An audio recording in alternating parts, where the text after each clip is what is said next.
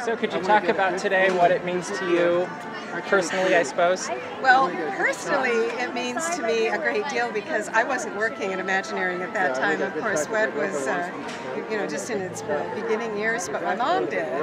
And so they finished Tiki Room and jumped right on to Small World, and she was so excited about working on that.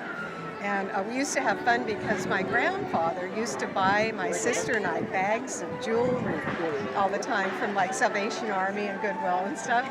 And so Mom would take those bags of jewelry into the model shop and they'd pour them out on the big table and they'd pick all kinds of pieces to put on the model. So when I look at the facade of Small World now, I can see all those jewelry findings that were actually blown into the full size for the actual building. I don't think they thought they would imitate them as closely as they did, but the doily shapes that are on there, all those things were original. So it's got a really personal connection with you. Do you have a favorite moment since you've worked here with Small World? Well, when I was working in the model shop at Imagineering, we would come down often with our paints and glues and feathers and all kinds of things to work on the rehab along with the Disneyland maintenance crews. And at that time, my mentors were Joyce Carlson and Lee and Harriet Burns, and we would put together that team and come down and work on the ride. And so now, as art director at Disneyland, it's always fun when we have a rehab to go in and work on the attraction with the maintenance people, as well as design new things for it. We always try to add new things to the attractions to keep them relevant to today. I love doing that. That's a quick question I have. Is there anything new that's been added recently, and what's your favorite part of Small World? Your favorite. Two parts. We've added during the rehab this year, we've added a few things. We've repainted a few areas.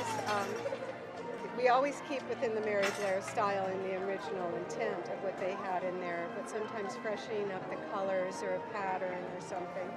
And that's fun because I think my favorite thing about Small World is the way that Mary Blair so brilliantly designed each country to use a color scheme and the different motifs that are, from that country. So Holland has definitely, a look of all the different textiles and colors that you'd see in Holland. France is done with the pinks and the blacks, and very French colors. India has patterns that are so typically Indian patterns, like what you'd see on fabrics in India and such. And I love to go through and look at how individually each one was so carefully designed for that country. Well, I think one of the challenges for probably Imagineering, probably 5 years ago, installing the Disney character dolls and keeping in the Mary Blair style. How did that come about and trying to keep it in that style? Because I know it's something hard to do. It's really hard to do. You know what?